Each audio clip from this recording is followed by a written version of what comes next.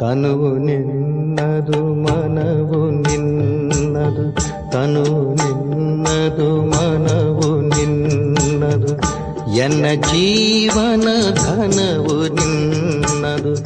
ನಾನು ನಿನ್ನವನೆಂಬ ಹೆಮ್ಮೆಯ ಋಣವು ಮಾತ್ರವೇ ನನ್ನದು. ತನು ನಿನ್ನದು ಮನವು ನಿನ್ನದು.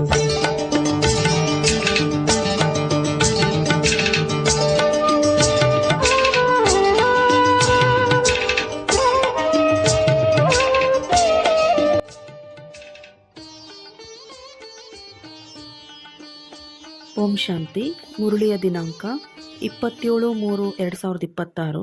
ಬಾಪ್ದಾದ ಮಧುಬನ. ಮಧುರ ಮಕ್ಕಳೇ, ಜ್ಞಾನಸಾಗರ ತಂದೆಯ ಮೂಲಕ ನೀವು ಮಾಸ್ಟರ್ ಜ್ಞಾನಸಾಗರರಾಗಿದ್ದೀರಿ. ನಿಮಗೆ ಜ್ಞಾನದ 3ನೆಯ ನೇತ್ರವು ಸಿಕ್ಕಿದೆ. ಆದ್ದರಿಂದ ನೀವು ತ್ರಿನೇತ್ರಿ, ತ್ರಿಕಾಲದರ್ಶಿ ಮತ್ತು ತ್ರಿಲೋಕಿನಾಥರಾಗಿದ್ದೀರಿ. ಪ್ರಶ್ನೆ: ವಿಶ್ವದ ಆತ್ಮಿಕ ಸೇವೆಯನ್ನು ನೀವು ಮಕ್ಕಳ ವಿನಃ ಬೇರೆ ಯಾರೂ ಮಾಡಲು ಸಾಧ್ಯವಿಲ್ಲ, ಏಕೆ? ಉತ್ತರ: ಏಕೆಂದರೆ ನಿಮಗೆ ಪರಮಾತ್ಮನ ಶಕ್ತಿ ಸಿಗುತ್ತದೆ. ಮೊದಲು ನೀವು ಆತ್ಮರಿಗೆ ಪರಮಾತ್ಮನ ಮೂಲಕ ಜ್ಞಾನದ ಇಂಜೆಕ್ಷನ್ ಹಾಕಲಾಗುತ್ತದೆ. ಇದರಿಂದ ನೀವು ಪಂಚವಿಕಾರಗಳ ಮೇಲೆ ವಿಜಯವನ್ನು ಪ್ರಾಪ್ತಿ ಮಾಡಿಕೊಳ್ಳುತ್ತಾ ಅನ್ಯರಿಗೂ ಮಾಡಿಸುತ್ತೀರಿ. ಇಂತಹ ಸೇವೆಯನ್ನು ಮತ್ಯಾರೂ ಮಾಡಲು ಸಾಧ್ಯವಿಲ್ಲ. ಕಲ್ಪಕಲ್ಪವೂ ನೀವು ಮಕ್ಕಳೇ ಈ ಆತ್ಮಿಕ ಸೇವೆಯನ್ನು ಮಾಡುತ್ತೀರಿ. ಗೀತೆ. ನಯನಹೀನರಿಗೆ ದಾರಿ ತೋರಿಸು ಪ್ರಭು. ಶಿವ ಭಗವಾನುವಾಚ್. ತಂದೆಯ ನೆನಪಿನಲ್ಲಿ ಕುಳಿತುಕೊಳ್ಳಬೇಕಾಗಿದೆ. ಮತ್ಯಾವುದೇ ದೇಹದಾರಿಯ ನೆನಪಿನಲ್ಲಿ ಕುಳಿತುಕೊಳ್ಳಬಾರದು. ಯಾರು ಹೊಸ ಹೊಸ ಮಕ್ಕಳು ಬರುವರೋ ಅವರು ತಂದೆಯನ್ನಂತೂ ತಿಳಿದುಕೊಂಡಿಲ್ಲ. ತಂದೆಯ ಹೆಸರಂತೂ ಬಹಳ ಸಹಜವಾಗಿದೆ, ಶಿವತಂದೆ ಎಂದು. ತಂದೆಯನ್ನು ಮಕ್ಕಳೇ ಅರಿತುಕೊಂಡಿಲ್ಲ.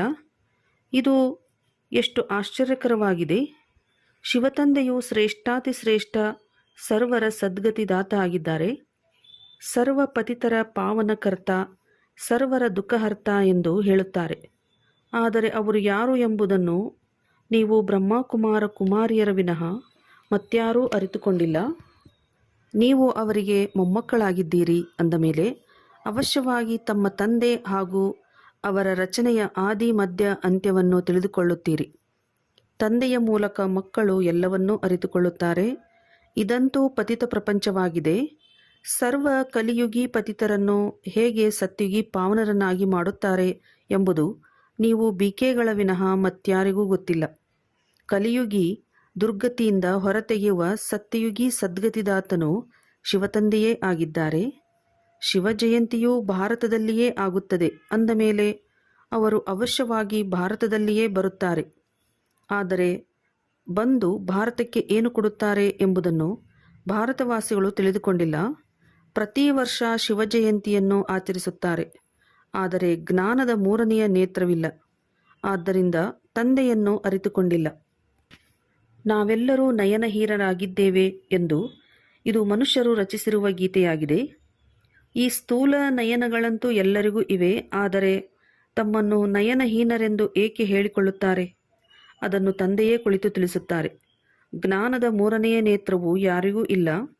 ತಂದೆಯನ್ನು ಅರಿಯದೇ ಇರುವುದು ಅಜ್ಞಾನವಾಯಿತು. ತಂದೆಯನ್ನು ತಂದೆಯ ಮೂಲಕವೇ ಅರಿತುಕೊಳ್ಳುವುದಕ್ಕೆ ಜ್ಞಾನ ಎಂದು ಹೇಳಲಾಗುತ್ತದೆ. ತಂದೆಯು ಜ್ಞಾನದ 3ನೆಯ ನೇತ್ರವನ್ನು ಕೊಡುತ್ತಾರೆ.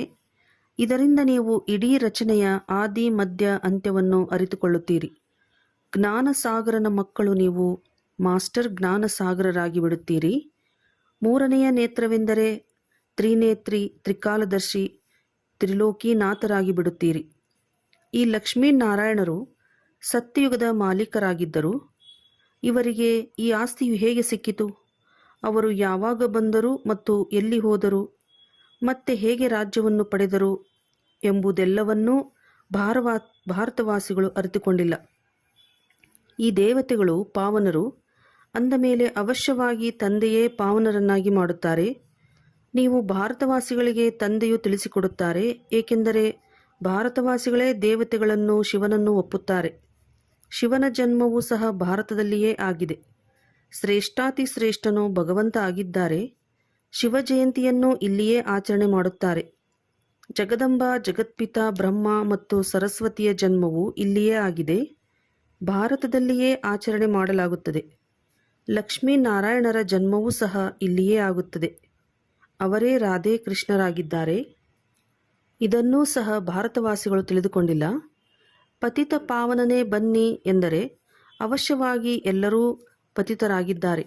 ಸಾಧು, ಸಂತ, ಋಷಿ, ಮುನಿಗಳು ಎಲ್ಲರೂ ಸಹ ನಮ್ಮನ್ನು ಪಾವನ ಮಾಡಲು ಬನ್ನಿ ಎಂದು ಒಂದು ಕಡೆ ಕರೆಯುತ್ತಾರೆ. ಇನ್ನೊಂದು ಕಡೆ ಕುಂಭಮೇಳದಲ್ಲಿ ಪಾಪವನ್ನು ತೊಳೆಯಲು ಹೋಗುತ್ತಾರೆ. ಗಂಗೆಯು ಪತಿತ ಪಾವನಿ ಎಂದು ತಿಳಿಯುತ್ತಾರೆ. ಪತಿತ ಪಾವನ ಬನ್ನಿ ಎಂದು ಕರೆಯುತ್ತಾರೆ. ಅಂದ ಮೇಲೆ ಮನುಷ್ಯರು ಯಾರನ್ನು ಹೇಗೆ ಪಾವನ ಮಾಡಬಲ್ಲರು? ತಂದೆಯು ತಿಳಿಸುತ್ತಾರೆ, ನೀವು ಮೊದಲು ದೇವಿ ದೇವತಾ ಧರ್ಮದವರಾಗಿದ್ದೀರಿ. ಆಗ ಎಲ್ಲರೂ ಪಾವನರಾಗಿದ್ದರು. ಈಗ ಪತಿತರಾಗಿದ್ದಾರೆ. ಮಾರ್ಗ ತೋರಿಸು ಪ್ರಭು ಎಂದು ಹೇಳುತ್ತಾರೆ. ಅಂದಾಗ ಎಲ್ಲಿಯ ಮಾರ್ಗ? ಬಾಬಾ, ಜೀವನ್ಮುಕ್ತಿಯ ಮಾರ್ಗವನ್ನು ತಿಳಿಸಿ. ನಮ್ಮಲ್ಲಿ ಪಂಚವಿಕಾರಗಳಿವೆ. ನಾವೆಲ್ಲರೂ ಸ್ವರ್ಗದಲ್ಲಿದ್ದಾಗ ನಿರ್ವಿಕಾರಿಗಳಾಗಿದ್ದೆವು. ಈಗ ವಿಕಾರಿ ಪತಿತರಾಗಿ ಬಿಟ್ಟಿದ್ದೇವೆ. ಇದರ ರಹಸ್ಯವನ್ನಾದರೂ ತಿಳಿಸಿ ಎಂದು ಹೇಳುತ್ತಾರೆ. ಇದೇನೂ ದಂತಕಥೆಗಳಲ್ಲ. ತಂದೆಯು ತಿಳಿಸುತ್ತಾರೆ, ಶ್ರೀಮದ್ ಭಗವದ್ಗೀತೆ ಅಥವಾ ಪರಮಾತ್ಮನಿಂದ ಉಚ್ಚರಿಸಲ್ಪಟ್ಟ ಗೀತೆಯಾಗಿದೆ. ಪತಿತರನ್ನು ಪಾವನ ಮಾಡುವವರು ನಿರಾಕಾರ ಭಗವಂತ ಆಗಿದ್ದಾರೆ. ಮನುಷ್ಯರಿಗೆ ಭಗವಂತ ಎಂದು ಹೇಳಲು ಸಾಧ್ಯವಿಲ್ಲ. ತಂದೆಯು ತಿಳಿಸುತ್ತಾರೆ, ಇಷ್ಟು ದೊಡ್ಡ ದೊಡ್ಡ ಗುರುಗಳಿದ್ದರೂ ಸಹ ಭಾರತವು ಏಕೆ ಇಷ್ಟೊಂದು ಪತಿತ ಕವಡೆಯಂತೆ ಆಗಿದೆ? ಭಾರತವು ಸ್ವರ್ಗವಾಗಿತ್ತು. ಇದು ನೆನ್ನೆಯ ಮಾತಾಗಿದೆ. ತಂದೆಯು ಭಾರತಕ್ಕೆ ಸ್ವರ್ಗದ ಉಡುಗೊರೆಯನ್ನು ಕೊಟ್ಟಿದ್ದರು. ಭಾರತವಾಸಿ ಪತಿತರಿಗೆ ಬಂದು ರಾಜಯೋಗವನ್ನು ಕಲಿಸಿ ಪಾವನರನ್ನಾಗಿ ಮಾಡಿದ್ದರು. ಈಗ ಪುನಃ ತಂದೆಯು ಸೇವಾಧಾರಿಯಾಗಿ ಮಕ್ಕಳ ಬಳಿ ಬಂದಿದ್ದಾರೆ. ತಂದೆಯು ಆತ್ಮಿಕ ಸೇವಾಧಾರಿಯಾಗಿದ್ದಾರೆ. ಉಳಿದ ಎಲ್ಲ ಮನುಷ್ಯ ಮಾತ್ರರು ದೈಹಿಕ ಸೇವಾಧಾರಿಗಳಾದರು. ಸನ್ಯಾಸಿಗಳು ಸಹ ದೈಹಿಕ ಸೇವಾಧಾರಿಗಳಾಗಿದ್ದಾರೆ. ಅವರು ಪುಸ್ತಕ ಇತ್ಯಾದಿಗಳನ್ನು ಓದಿ ತಿಳಿಸುತ್ತಾರೆ. ಈಗ ತಂದೆಯು ತಿಳಿಸುತ್ತಾರೆ, ನಾನು ನಿರಾಕಾರನು ಸಾಕಾರ ಸಾಧಾರಣ ವೃದ್ಧನ ತನುವಿನಲ್ಲಿ ಪ್ರವೇಶ ಮಾಡಿ ಬಂದು ಮಕ್ಕಳಿಗೆ ತಿಳಿಸುತ್ತೇನೆ. ಹೇ ಭಾರತವಾಸಿ ಮಕ್ಕಳೇ, ನೋಡಿ, ಆತ್ಮಿಕ ತಂದೆಯು ಆತ್ಮಗಳಿಗೆ ತಿಳಿಸುತ್ತಾರೆ. ಈ ಬ್ರಹ್ಮಾರವರು ತಿಳಿಸುವುದಿಲ್ಲ. ಆದರೆ ನಿರಾಕಾರ ತಂದೆಯು ಈ ಬ್ರಹ್ಮಾರವರ ತನುವಿನ ಆಧಾರವನ್ನು ತೆಗೆದುಕೊಳ್ಳುತ್ತಾರೆ. ಶಿವನಿಗಂತೂ ತಮ್ಮ ಶರೀರವಿಲ್ಲ. ಸಾಲಿಗ್ರಾಮ ಆತ್ಮರಿಗೆ ತಮ್ಮ ತಮ್ಮದೇ ಆದ ಶರೀರವಿದೆ. ಪುನರ್ಜನ್ಮದಲ್ಲಿ ಬರುತ್ತಾ ಬರುತ್ತಾ ಪತಿತರಾಗಿ ಬಿಡುತ್ತಾರೆ. ಈಗಂತೂ ಇಡೀ ಪ್ರಪಂಚವು ಪತಿತವಾಗಿದೆ. ಯಾರೊಬ್ಬರೂ ಪಾವನರಿಲ್ಲ. ನೀವು ಸತೋಪ್ರಧಾನರಾಗಿದ್ದೀರಿ. ನಂತರ ತುಕ್ಕು ಹಿಡಿಯುವ ಕಾರಣ ಸತೋದಿಂದ ರಜೋ ತಮೋದಲ್ಲಿ ಬಂದಿದ್ದೀರಿ. ನೀವು ಭಾರತವಾಸಿಗಳ ಬಳಿ ಶಿವತಂದೆಯು ಬಂದು ಶರೀರ ಧಾರಣೆ ಮಾಡಿಕೊಳ್ಳುತ್ತಾರೆ. ಅವರಿಗೆ ಭಗೀರಥ ಎಂದು ಹೇಳುತ್ತಾರೆ. ಮಂದಿರಗಳಲ್ಲಿ ಶಂಕರನ ಚಿತ್ರವನ್ನು ತೋರಿಸುತ್ತಾರೆ. ಏಕೆಂದರೆ ಅವರು ಶಿವ ಶಂಕರ ಒಂದೇ ಎಂದು ತಿಳಿದುಕೊಳ್ಳುತ್ತಾರೆ. ಅವರಿಗೆ ಇದು ಗೊತ್ತಿಲ್ಲ. ಶಿವನು ನಿರಾಕಾರ ಆಗಿದ್ದಾರೆ, ಶಂಕರನಂತೂ ಆಕಾರಿಯಾಗಿದ್ದಾರೆ. ಅಂದ ಮೇಲೆ ಶಿವ ಶಂಕರ ಒಂದೇ ಎಂದು ಹೇಗೆ ಹೇಳುತ್ತಾರೆ? ಮತ್ತು ಎತ್ತಿನ ಮೇಲೆ ಯಾರು ಸವಾರಿ ಮಾಡುತ್ತಾರೆ? ಶಿವನೋ ಶಂಕರನೋ? ಸೂಕ್ಷ್ಮವತನದಲ್ಲಿ ಎತ್ತು ಎಲ್ಲಿಂದ ಬರುವುದು? ಶಿವನು ಮೂಲವತನದಲ್ಲಿರುತ್ತಾರೆ. ಶಂಕರನು ಸೂಕ್ಷ್ಮವತನದಲ್ಲಿರುತ್ತಾನೆ. ಮೂಲವತನದಲ್ಲಿ ಎಲ್ಲ ಆತ್ಮರಿರುತ್ತಾರೆ. ಸೂಕ್ಷ್ಮವತನದಲ್ಲಿ ಕೇವಲ ಬ್ರಹ್ಮ, ವಿಷ್ಣು, ಶಂಕರರು ಇರುತ್ತಾರೆ. ಅಲ್ಲಿ ಯಾವುದೇ ಪ್ರಾಣಿಗಳು ಇರುವುದಿಲ್ಲ. ತಂದೆಯು ತಿಳಿಸುತ್ತಾರೆ, ನಾನು ಸಾಧಾರಣ ವೃದ್ಧನ ತನುವಿನಲ್ಲಿ ಪ್ರವೇಶ ಮಾಡಿ ನಿಮಗೆ ಜ್ಞಾನವನ್ನು ತಿಳಿಸುತ್ತೇನೆ. ನೀವು ಮಕ್ಕಳು ತಮ್ಮ ಜನ್ಮಗಳನ್ನು ಅರಿತುಕೊಂಡಿಲ್ಲ. ಸತ್ಯಯುಗದಿಂದ ಹಿಡಿದು ನೀವು ಎಷ್ಟು ಜನ್ಮಗಳನ್ನು ತೆಗೆದುಕೊಂಡಿರಿ? 84 ಜನ್ಮಗಳನ್ನು ಪಡೆದಿದ್ದೀರಿ. ಈಗ ಇದು ಅಂತಿಮ ಜನ್ಮವಾಗಿದೆ. ಯಾವ ಭಾರತವು ಅಮರಲೋಕ ಪಾವನವಾಗಿತ್ತೋ ಅದು ಈಗ ಮೃತ್ಯುಲೋಕ ಪತಿತವಾಗಿದೆ. ಸರ್ವರ ಸದ್ಗತಿದಾತನು ಒಬ್ಬರೇ ಅಲ್ಲವೇ? ರುದ್ರಮಾಲೆಯು ಪರಮಪಿತ ಪರಮಾತ್ಮ ನಿರಾಕಾರ ಶಿವನದಾಗಿದೆ. ಶ್ರೀ ಶ್ರೀ 108 ರುದ್ರಮಾಲೆ ಎಂದು ಹೇಳಲಾಗುತ್ತದೆ. ಎಲ್ಲರೂ ಶಿವನ ಕೊರಳಿನ ಹಾರವಾಗುತ್ತಾರೆ. ತಂದೆಯು ಪತಿತ ಪಾವನ, ಸರ್ವರ ಸದ್ಗತಿದಾತ, ಸರ್ವರಿಗೆ ಆಸ್ತಿಯನ್ನು ನೀಡುವವರಾಗಿದ್ದಾರೆ. ಲೌಕಿಕ ತಂದೆಯಿಂದ ಹದ್ದಿನ ಆಸ್ತಿಯು ಸಿಗುತ್ತದೆ. ಅದನ್ನು ಸನ್ಯಾಸಿಗಳು ಕಾಗವಿಷ್ಟ ಸಮಾನ ಸುಖ ಎಂದು ತಿಳಿಯುತ್ತಾರೆ. ತಂದೆಯು ತಿಳಿಸುತ್ತಾರೆ, ಅವಶ್ಯವಾಗಿಯೂ ಈಗಿನ ನಿಮ್ಮ ಸುಖವು ಕಾಗವಿಷ್ಟ ಸಮಾನವಾಗಿದೆ. ತಂದೆಯೇ ಬಂದು ಜ್ಞಾನದಿಂದ ಪತಿತರನ್ನು ಪಾವನ ಅಥವಾ ಮುಳ್ಳುಗಳನ್ನು ಹೂಗಳನ್ನಾಗಿ ಮಾಡುತ್ತಾರೆ. ಇದು ಗೀತಾ ಜ್ಞಾನವಾಗಿದೆ. ಈ ಜ್ಞಾನವನ್ನು ಯಾವುದೇ ಮನುಷ್ಯರು ತಿಳಿಸಲು ಸಾಧ್ಯವಿಲ್ಲ. ಇದನ್ನು ಜ್ಞಾನಸಾಗರ ಪತಿತ ಪಾವನ ತಂದೆಯೇ ತಿಳಿಸುತ್ತಾರೆ. ತಂದೆಯಿಂದಲೇ ಆಸ್ತಿಯು ಸಿಗುತ್ತದೆ. ಅದನ್ನು ನೀವು ತಿಳಿದುಕೊಳ್ಳುತ್ತಿದ್ದೀರಿ. ಕೇವಲ ನೀವೇ ಸದ್ಗತಿಯ ಕಡೆ ಸಾಗುತ್ತಿದ್ದೀರಿ. ನೀವೀಗ ಸಂಗಮಯುಗದಲ್ಲಿದ್ದೀರಿ. ಅವರು ಕಲಿಯುಗದಲ್ಲಿದ್ದಾರೆ. ಈಗ ಕಲಿಯುಗದ ಅಂತ್ಯವಾಗಿದೆ. ಮಹಾಭಾರತ ಯುದ್ಧವು ಸಮ್ಮುಖದಲ್ಲಿ ನಿಂತಿದೆ. 5000 ವರ್ಷಗಳ ಮೊದಲು ಸಹ ನೀವು ರಾಜಯೋಗವನ್ನು ಕಲಿತಿದ್ದಿರಿ. ಆಗ ಬಿದಿರಿನ ಕಾಡಿಗೆ ಬೆಂಕಿ ಬಿದ್ದಿತ್ತು. ಈಗಲೂ ಸಹ ನೀವು ಈ ಲಕ್ಷ್ಮೀನಾರಾಯಣರಾಗಲು ರಾಜಯೋಗವನ್ನು ಕಲಿಯುತ್ತಿದ್ದೀರಿ. ಉಳಿದೆಲ್ಲವೂ ಭಕ್ತಿ ಮಾರ್ಗವಾಗಿದೆ. ಯಾವಾಗ ತಂದೆಯು ಬರುತ್ತಾರೆಯೋ ಆಗ ಸ್ವರ್ಗದ ಬಾಗಿಲನ್ನು ತೆರೆಯುತ್ತಾರೆ. ತಂದೆಯು ತಿಳಿಸುತ್ತಾರೆ, ಈ ಶಿವಶಕ್ತಿ ಭಾರತ ಮಾತೆಯರು ಭಾರತವನ್ನು ಶ್ರೀಮತದಂತೆ ಸ್ವರ್ಗವನ್ನಾಗಿ ಮಾಡುತ್ತಾರೆ.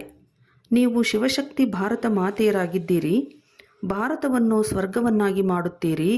ನೀವು ಶಿವನ ಸಂತಾನರಾಗಿದ್ದೀರಿ. ಶಿವನಿಂದ ಶಕ್ತಿಯನ್ನು ಪಡೆದುಕೊಂಡು ಪಂಚವಿಕಾರಗಳ ಎಂಬ ಶತ್ರುಗಳ ಮೇಲೆ ಜಯಗಳಿಸುತ್ತೀರಿ. ನೀವು ಮಕ್ಕಳು 5000 ವರ್ಷಗಳ ಮೊದಲೂ ಸಹ ಭಾರತದ ಆತ್ಮಿಕ ಸೇವೆ ಮಾಡಿದ್ದೀರಿ. ಆ ಸಮಾಜ ಸೇವಕರು ದೈಹಿಕ ಸೇವೆ ಮಾಡಿದ್ದಾರೆ. ಇದು ಆತ್ಮಿಕ ಸೇವೆಯಾಗಿದೆ. ಪರಮಾತ್ಮನೇ ಬಂದು ಆತ್ಮಕ್ಕೆ ಇಂಜೆಕ್ಷನ್ ಹಾಕುತ್ತಾರೆ, ಓದಿಸುತ್ತಾರೆ. ಆತ್ಮವೇ ಕೇಳಿಸಿಕೊಳ್ಳುತ್ತದೆ. ನೀವು ಆತ್ಮರಾಗಿದ್ದೀರಿ. ನೀವೇ 84 ಜನ್ಮಗಳನ್ನು ತೆಗೆದುಕೊಳ್ಳುತ್ತೀರಿ. ಒಂದು ಶರೀರವನ್ನು ಬಿಟ್ಟು ಇನ್ನೊಂದನ್ನು ತೆಗೆದುಕೊಳ್ಳುತ್ತೀರಿ. 84 ಜನ್ಮಗಳನ್ನು ತೆಗೆದುಕೊಂಡು 84 ತಂದೆ ತಾಯಿಯರನ್ನು ಮಾಡಿಕೊಂಡಿದ್ದೀರಿ. ಸತ್ಯ ತ್ರೇತಾಯುಗದಲ್ಲಿ ನೀವು ಸ್ವರ್ಗದ ಸುಖವನ್ನು ಪಡೆದಿರಿ.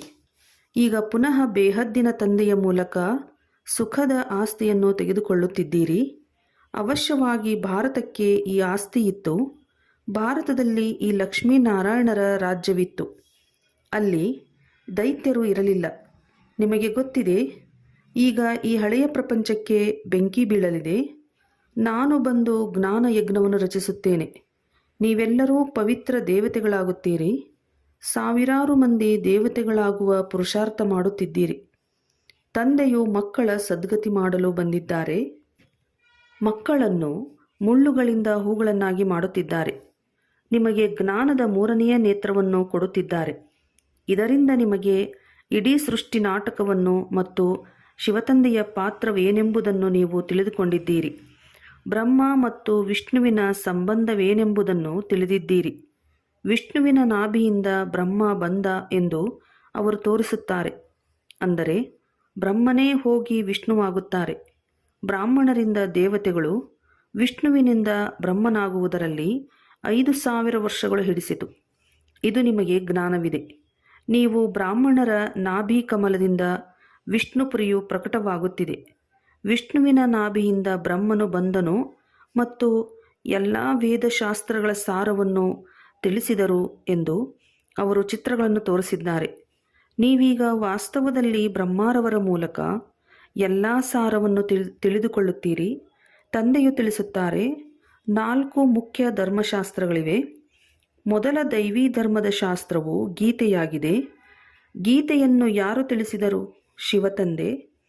ಜ್ಞಾನಸಾಗರ, ಪತಿತ ಪಾವನ, ಸುಖದ ಸಾಗರನು ಶಿವತಂದೆಯಾಗಿದ್ದಾರೆ. ಅವರೇ ಕುಳಿತು ಭಾರತವನ್ನು ಸ್ವರ್ಗವನ್ನಾಗಿ ಮಾಡಿದರು. ಕೃಷ್ಣನಲ್ಲ.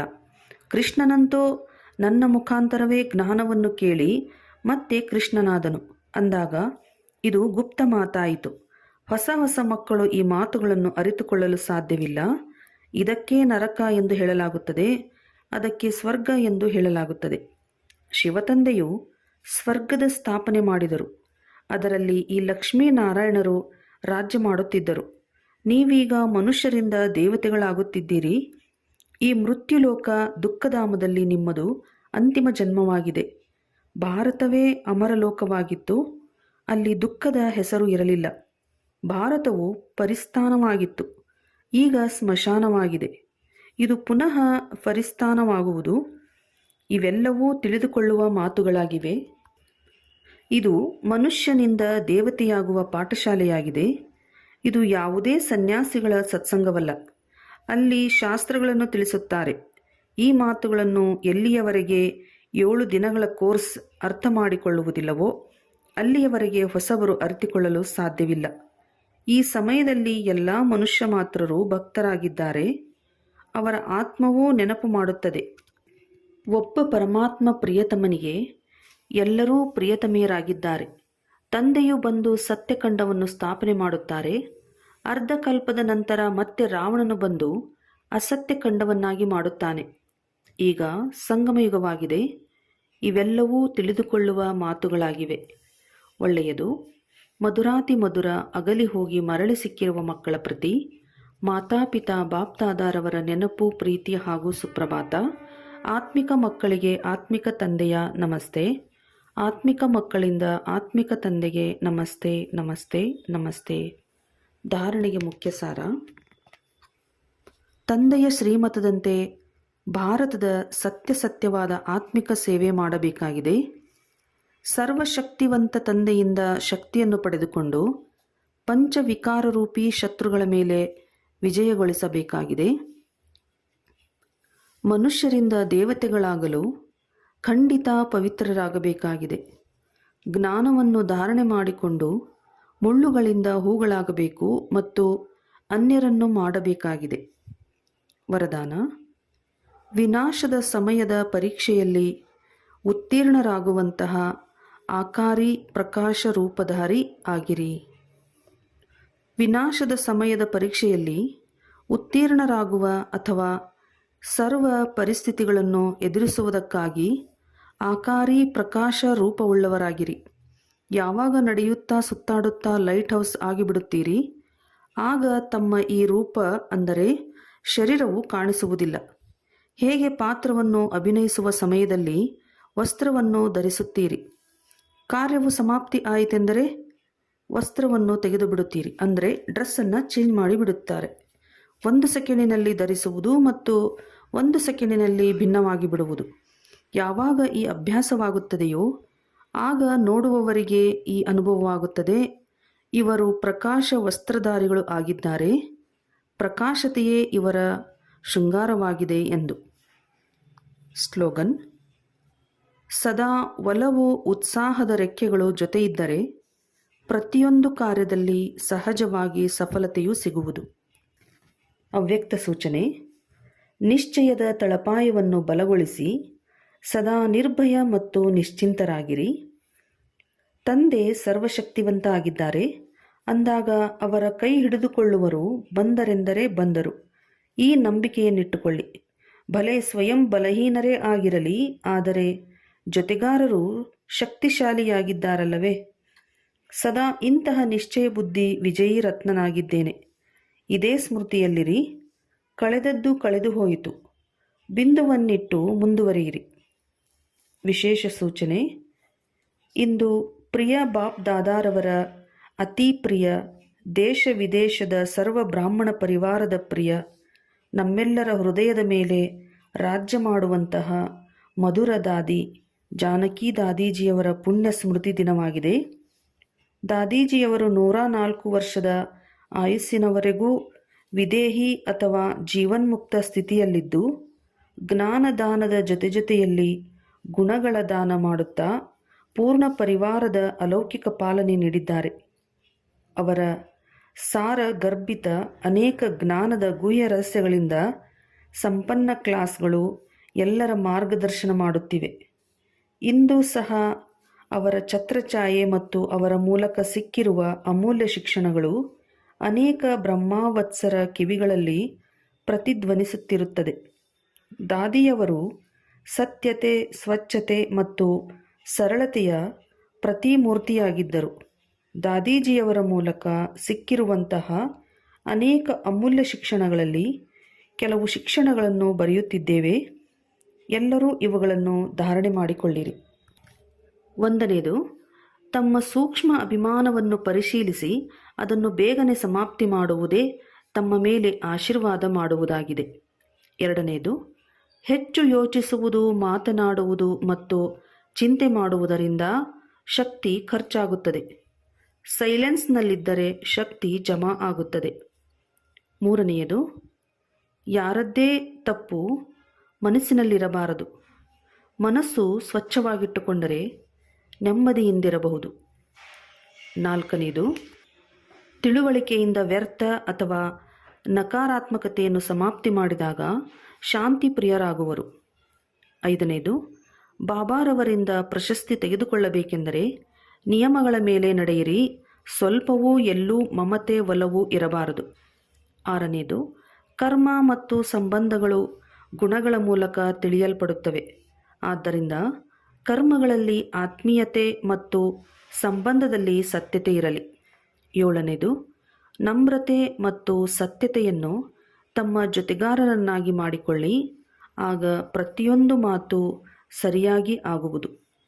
ಎಂಟನೆಯದು, ಪ್ರೀತಿಯನ್ನು ಕೇಳುವುದರ ಬದಲಾಗಿ ಸ್ವಮಾನದಲ್ಲಿರಿ ಮತ್ತು ಎಲ್ಲರಿಗೆ ಮಾನ್ಯತೆ ಕೊಡಿ, ಆಗ ಪ್ರೀತಿಯ ಪಾತ್ರರಾಗುವಿರಿ. ಒಂಬತ್ತನೆಯದು, ಯಾರು ಸತ್ಯ, ಸ್ವಚ್ಛ ಮತ್ತು ಸರ್ವಿಸ್ ಮಾಡುವವರಿದ್ದಾರೆ ಅವರೇ ಪರಮಾತ್ಮ ಪ್ರೀತಿಗೆ ಪಾತ್ರರು. ಹತ್ತನೆಯದು, ಸೇವೆ ಮಾಡುತ್ತಾ ಡಬಲ್ ಲೈಟ್ ಆಗಿರುವುದು ಇದೇ ಎಲ್ಲದಕ್ಕಿಂತ ದೊಡ್ಡ ಸೇವೆಯಾಗಿದೆ. 11ನೆಯದು, ದೊಡ್ಡ ಮಾತನ್ನು ಚಿಕ್ಕದನ್ನಾಗಿ ಮಾಡುವುದು, ತ್ರಿಶೂಲವೂ ಸಹ ಮುಳ್ಳಾಗುವುದು. 12ನೆಯದು, ಚಿಂತನೆ ಸಾಧನೆಯಲ್ಲಿ ಹಸ್ತಕ್ಷೇಪ ಅಥವಾ ತೊಂದರೆ ಮಾಡುತ್ತದೆ ಮತ್ತು ಸ್ಮರಣೆ ಸಾಧನೆಯಿಂದ ಸಿದ್ಧಿ ಪ್ರಾಪ್ತಿ ಮಾಡಿಸುತ್ತದೆ. 13ನೆಯದು, ಖುಷಿಯ ಖಜಾನೆಯನ್ನು ಸದಾ ಕಾಯಂ ಇಟ್ಟುಕೊಳ್ಳಬೇಕೆಂದರೆ ಸಕಾರಾತ್ಮಕತೆಯನ್ನು ಯೋಚಿಸುವ ವಿಧಿಯನ್ನು ಕಲಿಯಿರಿ. 14ನೆಯದು, ಈಗಿನ ಸ್ಥಿತಿಯೇ ಅಂತಿಮದಲ್ಲಿ ಕೆಲಸಕ್ಕೆ ಬರುವುದು, ಅದಕ್ಕೆ ತಮ್ಮ ಸ್ಥಿತಿಯನ್ನು ಮಾಡಿಕೊಳ್ಳುವುದರ ಮೇಲೆ ಗಮನ ಕೊಡಿ. 15ನೆಯದು, ಮನೋಬಲ ಹೆಚ್ಚಿಸಿಕೊಳ್ಳಿ, ಮುಳ್ಳಿನ ಕಾಡಿನಲ್ಲಿ ಸ್ವಯಂ ಸುರಕ್ಷಿತವಾಗಿರಿ ಮತ್ತು ಅನ್ಯರಿಗೂ ಸಹ ಸಹಯೋಗ ಕೊಡಿ. 16, ಅಪವಿತ್ರತೆಯಿಂದ ಮುಕ್ತರಾಗಬೇಕೆಂದರೆ ಆಂತರಿಕ ವೈರಾಗ್ಯ ವೃತ್ತಿಯನ್ನು ಧಾರಣೆ ಮಾಡಿ. ಒಳ್ಳೆಯದು. ಓಂ ಶಾಂತಿ.